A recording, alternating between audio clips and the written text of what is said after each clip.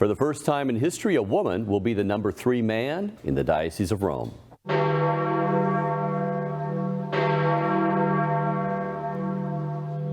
Join us with the latest from the Eternal City, Church Militant Rome correspondent, Dr. Jules Gomes.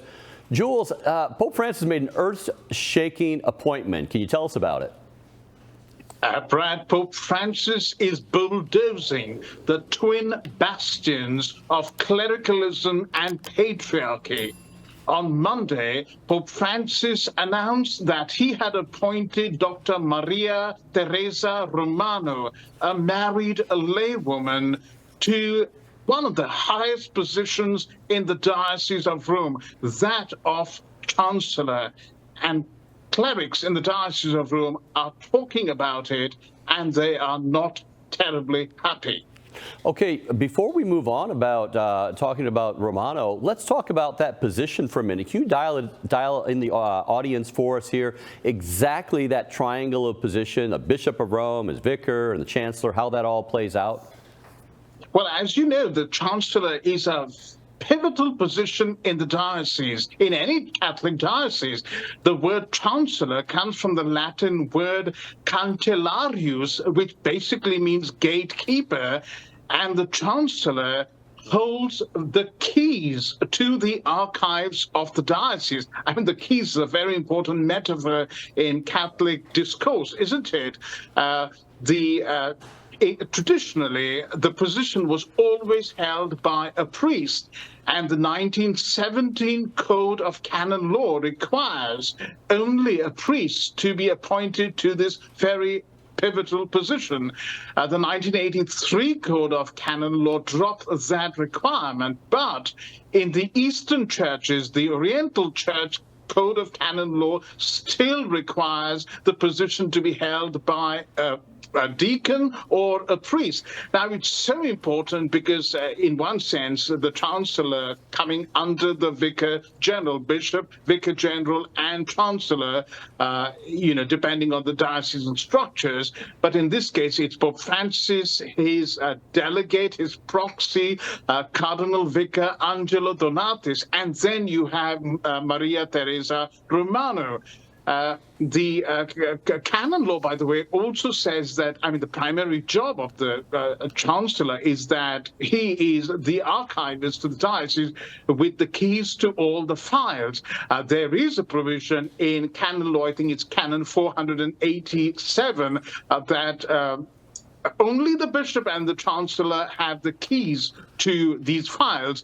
Canon 490 modifies it and says that only the bishop has the key to the secret archives, which is within the general archives. But priests in the diocese I've spoken to are still worried that a lay woman should have such privileged access to such important files.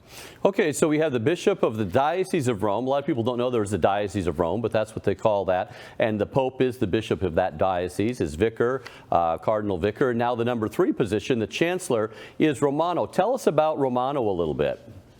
Romano, is a fine woman. She is a very experienced canon lawyer. She's got a doctorate in canon law from the Gregorian University. She comes from Naples, I think.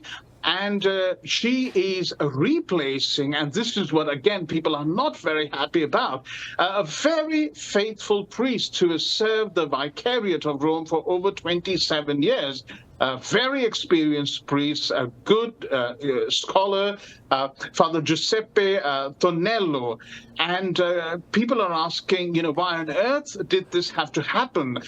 Why did Pope Francis get rid of Tonello? And are there no priests qualified enough to be given this very important position? Oh, well, before we move on there, you said get rid of. He wasn't at retirement age. Can you talk about that for a minute?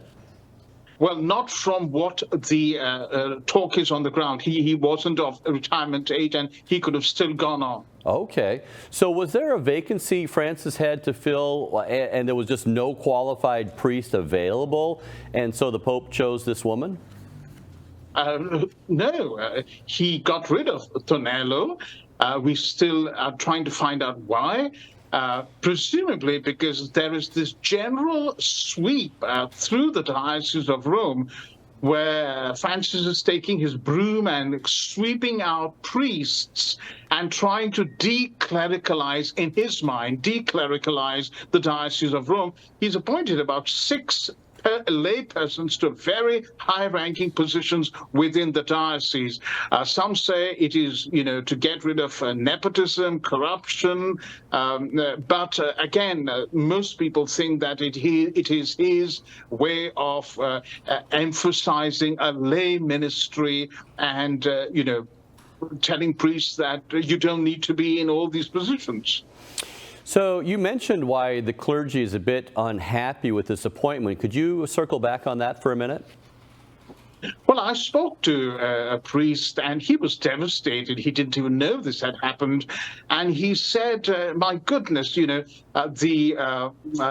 this person is a canon lawyer. He's saying, in one sense, a laywoman is now hierarchically superior to all the priests in the territory governed by her. Even though she's not going to be directly governing them functionally in some way, or technically in some ways, functionally, she still seems to be over them. And again, the question of access to archives came up in the conversation, because we know about the WikiLeaks scandal, and we know, having people given access to all these important documents is not generally a good thing. So the Francis Revolution has the feminist revolution or anti-patriarchy revolution has placed a number of women in top positions previously that have normally been occupied by priests or prelates. Who are some of the other women who have been moved upstairs? Brad, since Francis took power 10 years ago, the percentage of women now holding positions in the Vatican has risen from 19.3 in 2013 to 23.4% today. Quite significant. Now, currently in the Curia, there are 26% of posts are occupied by women. So 1 out of every 4 persons working in the Curia is a woman. 2 very important names come to mind. Sister Nathalie Becker, who is a French nun and who's become very famous because of the lead role she's been given in the Synod on Synodality. She's also become a bit notorious for kind of pushing LGBTI rights agenda. Remember, she gave this lecture to the totally heterodox New Ways ministry who have just junked church teaching on homosexuality completely and are actively campaigning for the church to accept homosexuality as something okay. And then we have Sister Raffaella Petrini, who's been appointed basically as, Secretary General of the Vatican City State, overseeing all the governmental responsibilities. The other person who comes to mind, but it's not in the Vatican, I just want to demonstrate the ripples of the Francis Revolution, is in the Diocese of Lausanne, where the bishop appointed a woman as episcopal vicar. Now, this directly flouts canon law, but what the bishop, because this is a position that clearly must be occupied by an ordained priest, and the bishop got around this by changing the title of episcopal vicar to episcopal delegate or episcopal manager. And that, again, is very concerning. So we have some tentacles up here. Is it anti-cleric? Is it just anti-patriarchy? And then there's this other aspect of a power struggle here. When you take an experienced and learned individual, Fernelli, that he's very well respected, learned, experienced. He has his own mind, you might say. Can you catch our viewers up, Jules, on the changes that Pope Francis made to the flow chart of the Diocese of Rome and how it actually gives the Pope himself more power over the Diocese of Rome? Well, the Pope restructured the Diocese of Rome quite significantly last year, if I remember correctly. And the result has been the seeming impression he wants to give is declericalization and, bringing up women. He's doing this to tell the world and tell the Catholic Church in particular, conservatives in particular, well, if you don't want women priests and you don't want women deacons, you're nevertheless going to have women in the church. And I will make sure that women are appointed to very high positions. So he's kind of performing a balancing act. Specifically with regard to the Diocese of Rome, people on the ground say that, sadly, that instead of devolving power to laypersons or whoever he is appointed, that it has resulted in more of micromanagement by Pope Francis himself, which is, of course, the way he likes it. Now, let's, before we're closing out, this appointment comes right before the Synod on Synodality meeting in Rome, and the Synod of Bishops actually in October in preparation for that. Is this a sign, you think, of things to come with more women in power, more lay people in power? Almost certainly, yes. Because the Synod on Synodality, as we know, the so-called Bishops' Synod, for the first time, is going to include lay people with voting positions. And we've talked about that in an earlier Rome dispatch. And this, again, has come as a huge blow to people who say Francis is tinkering with the very structures that the Church has cherished for so long. The other aspect, of course, is one of the items on the liberal agenda in the Synod and Synodality, and that is female ordination. Now, while they will not go ahead immediately with, pushing for the ordination of women priests, women deacons are most certainly on the agenda.